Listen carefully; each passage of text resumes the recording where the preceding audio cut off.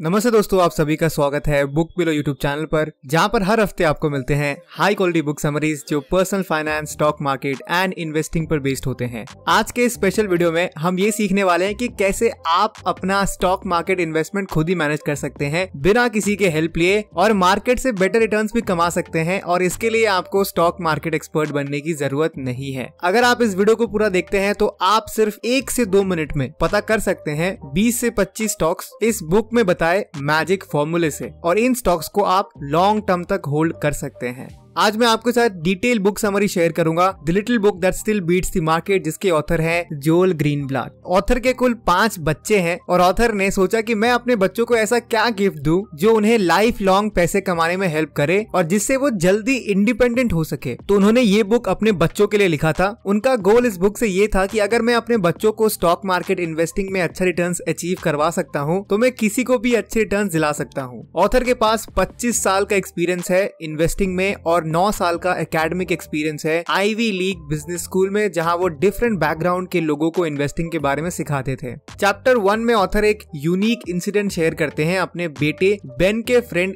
Jason के बारे में। उनका बेटा जब क्लास 6 में था तो उसका क्लासमेट जेसन पूरे स्कूल में च्युइंग गम बेचा करता था। वो एक पैकेट च्युइंग गम किसी अपने कनेक्शन से 25 सेंट्स में खरीदा और एक पैकेट में कुल 5 गम्स होते थे, जिसे वो पर च्युइंग गम 25 सेंट्स में बेचा करता। यानी एक पैकेट ऑफ च्युइंग गम में इन्वेस्टमेंट है 25 सेंट्स और रेवेन्यू है $1.25 और नेट प्रॉफिट है $1 का। उसका सेलिंग स्ट्रेटेजी बहुत ही सिंपल था। वो स्टूडेंट्स के पास जाता और पूछता क्या आपको च्युइंग गम चाहिए, और मोस्टली बच्चे एक गम खरीद ही लेते थे। इससे काफी लोग उसे जानते थे एज अ सुपरमैन, और पूरे स्कूल में किसी को भी च्युइंग गम खरीदना होता तो वो अपने इस सुपर हीरो के पास जाते थे। जब बेन ने अपने पापा को ये चीज बताई तो जोएल ने सोचा क्यों ना अपने बेटे को इस अमेजिंग केस स्टडी से स्टॉक मार्केट के बारे में सिखाया जाए। जोएल ने पूछा कि वो ऑन एन एवरेज दिन में कितने पैकेट्स बेचता है, तो बेन ने कहा कि 3 से 4 पैकेट्स तो वो बेच ही लेता होगा। हफ्ते के कितने बेचता है, तो उसने कैलकुलेट किया तो अप्रोक्सीमेटली 20 पैकेट्स और महीने के 80 पैकेट्स, और एक पैकेट में उसका नेट प्रॉफिट है $1 का, यानी $80 वो महीने के कमा रहा था सिर्फ च्युइंग गम बेचकर। तो 36 वीक्स जो एवरेज टाइम है स्कूल का इन यूएस, तो इस हिसाब से एक साल में जेसन $720 कमा सकता है। और क्योंकि हाई स्कूल खत्म होने में 5 साल है जेसन के लिए, तो वो हाई स्कूल खत्म करते वक्त उसने $3,600 कमा लिए होंगे, जो अप्रोक्सीमेटली है $2,90,000 रुपए।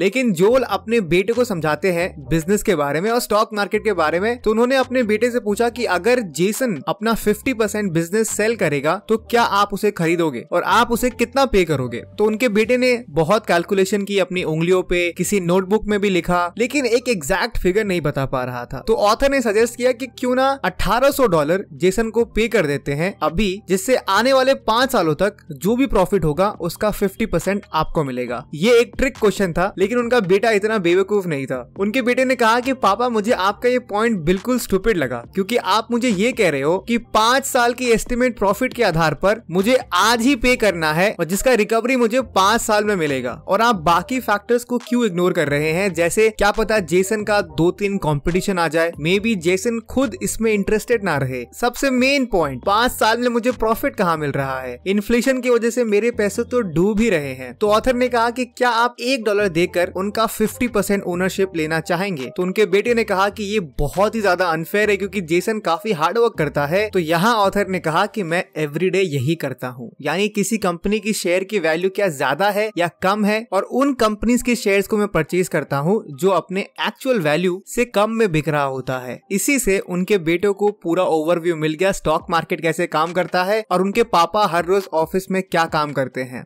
और मैं बताना चाहता हूँ कि आज के समरी बनाने में मुझे हेल्प मिली है कुकू एफएम ऐप से, जहां मैंने the little book that still beats the market की बुक समरी सुनी, और मैं इस ऐप के ऑडियो शोज पिछले काफी समय से सुन रहा हूँ और इनके अमेजिंग कंटेंट से मैंने अभी तक बहुत कुछ सीखा है। मैं आपको एक बुक रेकमेंड करता हूँ जो आप कुकू एफएम ऐप पर जरूर सुनिए, the little book of common sense investing. इसके ऑथर है जॉन सी बोगल। इस बुक समरी में आप सीखेंगे कि कैसे इंडेक्स फंड में इन्वेस्ट करना सबसे बेस्ट तरीका है अपने पैसों को ग्रो करना कंपेयर टू म्यूचुअल फंड्स या गोल्ड। कुकू एफएम ऐप पर 10,000 घंटे से ज्यादा की ऑडियो शोज अवेलेबल है, जिनका एनुअल मेंबरशिप कॉस्ट है 399 रुपीज। लेकिन आपके लिए एक स्पेशल ऑफर है जो मैं आपको वीडियो के एंड में बताऊंगा। चैप्टर 2 में ऑथर बात करते हैं सेविंग्स के बारे में। ऑथर ये कहते हैं कि हर एक व्यक्ति एंड हर एक बिजनेस आपको कुछ ना कुछ बेचने की कोशिश कर रहा है और वो लोगों की साइकोलॉजी के बेसिस पर ही अपने कैंपेन्स डिजाइन करते हैं। इसी तरह ऑथर जब बहुत छोटे थे उन्होंने अपने भाई के साथ मिलकर एक 10 फीट लंबा एयर बैलून खरीदा जिसकी उनको कोई जरूरत नहीं थी। जब उन्होंने उसमें एयर फिलअप की तो वो उनके रूम में फिट ही नहीं हुआ, तो उन्होंने उस बैलून को बाहर निकाला क्योंकि उस बैलून के अंदर गर्म हवा थी कंपेयर टू बाहर की ठंडी हवा से, तो उनका बैलून हवा में उड़ गया और कुछ 5-10 मिनट भागने के बाद उनका बैलून किसी पेड़ पर मिला। आई नो ये बहुत ही कॉमन स्टोरी है और हमने भी ना जाने कितने ये हरकतें की होंगी, लेकिन उस दिन ऑथर ने अपने पैसों को सही जगह इन्वेस्ट करने का इंपॉर्टेंस को सीखा। पर आपको अपने पैसों को कहाँ सेव करना है, मैट्रेस के नीचे या अपने घर के किसी कोने में जहाँ पर सिर्फ आपको पता है कि पैसे कहाँ पर है? ऑथर ये कहते हैं कि हमें अपने पैसे वहाँ रखने चाहिए जहाँ पर देश का इन्फ्लेशन रेट से ज्यादा पैसे ग्रो हो and also risk free investment से ज्यादा पैसे कमा रहा हो। जैसे इंडिया में इन्फ्लेशन रेट 6 से 7% है, जिसका ये मतलब है कि हमें उन फाइनेंशियल इंस्ट्रूमेंट्स में अपने पैसे इन्वेस्ट करना चाहिए जहां पर 7% से ज्यादा आपको रिटर्न्स मिले, तभी आपके पैसे ग्रो होंगे भी। रिस्क फ्री इन्वेस्टमेंट जैसे एफडी एंड बॉन्ड्स में भी आपको अप्रोक्सीमेटली 5 से 7% का रिटर्न्स मिलता है। इसीलिए आपको केयरफुली डिसाइड करना है कि आपको अपने पैसे कहाँ इन्वेस्ट करना है।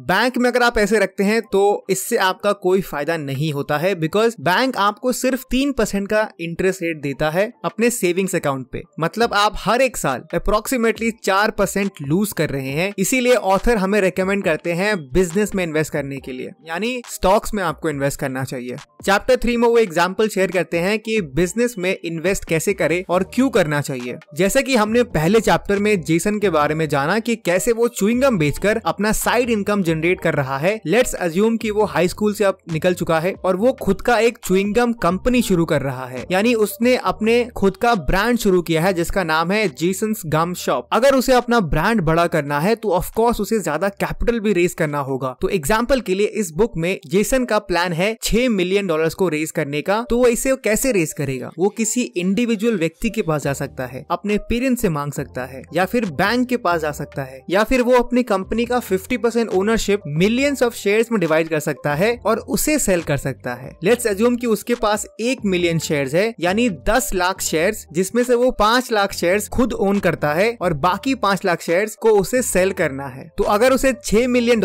रेज करना है तो उसे अपना हर एक शेयर को $12 पर बेचना पड़ेगा। इसे और डिटेल में समझते हैं जिससे कि आप इस जेसन्स गम शॉप से स्टॉक मार्केट में लिस्टेड कंपनीज की भी एनालिसिस कर सको। मान लेते हैं कि पिछले साल जेसन की कंपनी ने कुल $10 मिलियन का रेवेन्यू जनरेट किया अपने 10 दुकान से। तो क्या ये $10 मिलियन प्रॉफिट है? बिल्कुल भी नहीं। यहाँ एक कॉन्सेप्ट इंट्रोड्यूस हो रहा है इनकम स्टेटमेंट का। टोटल सेल्स है $10 million, cost of goods sold है $6 मिलियन। तो इनको सब्ट्रैक्ट करेंगे तो ग्रॉस प्रॉफिट निकलेगा यहाँ $4 million. General and administrative expenses है $2 मिलियन का। उसके बाद है टैक्स 40%, तो नेट प्रॉफिट बनता है $1.2 मिलियन।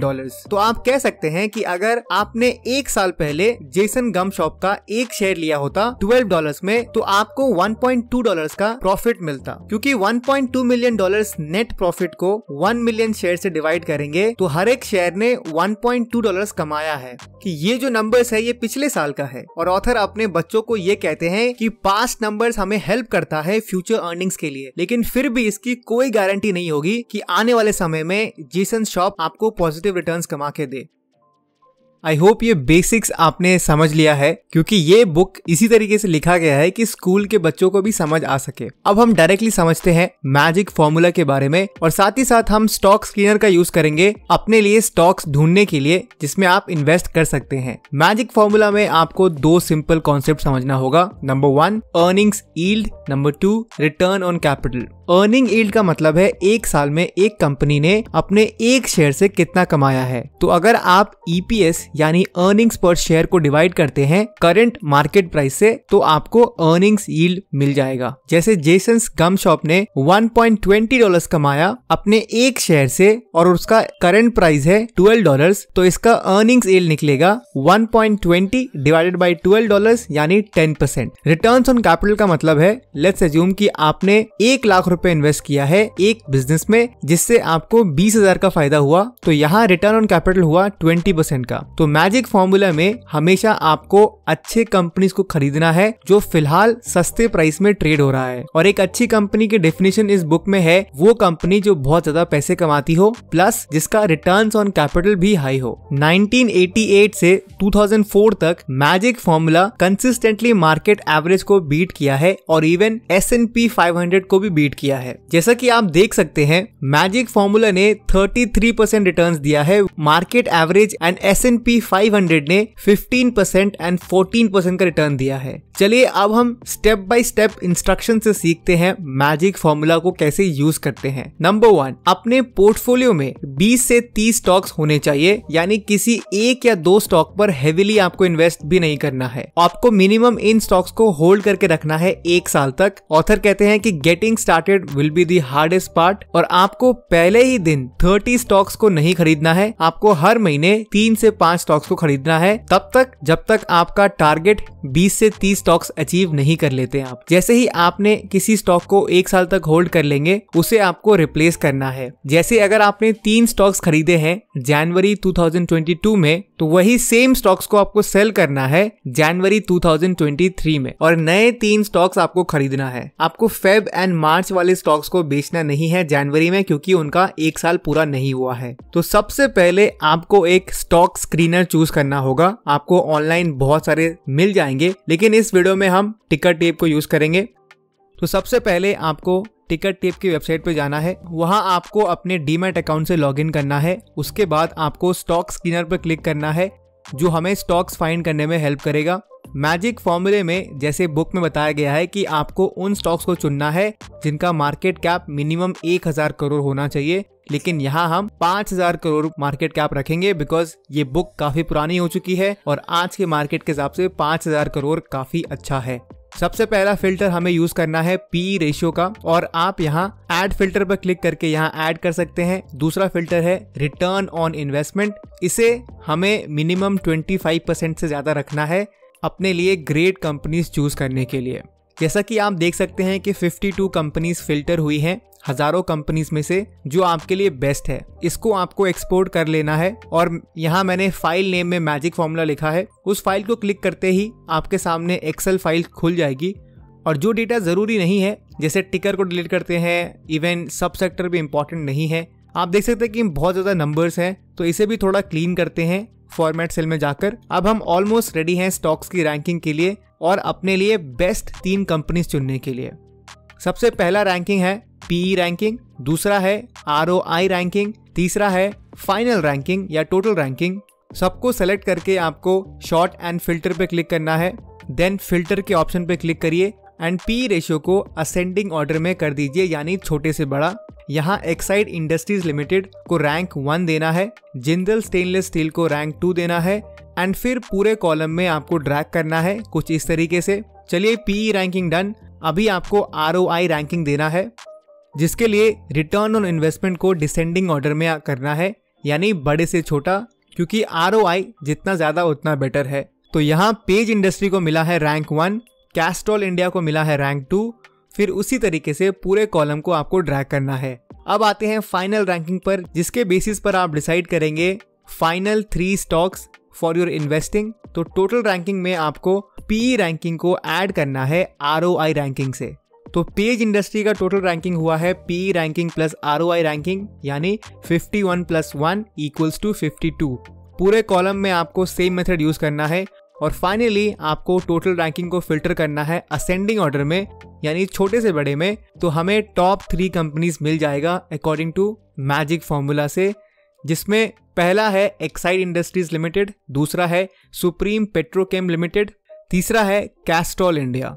एक्साइड इंडस्ट्रीज की पी रेशियो है 3.07, रिटर्न्स ऑन इन्वेस्टमेंट है 39.77%। वही सुप्रीम पेट्रोकेम लिमिटेड का पी रेशियो है 10.89, रिटर्न ऑन इन्वेस्टमेंट है 43.19। कैस्ट्रॉल इंडिया लिमिटेड का पी रेशियो है 14.67 एंड रिटर्न ऑन इन्वेस्टमेंट है 46.22।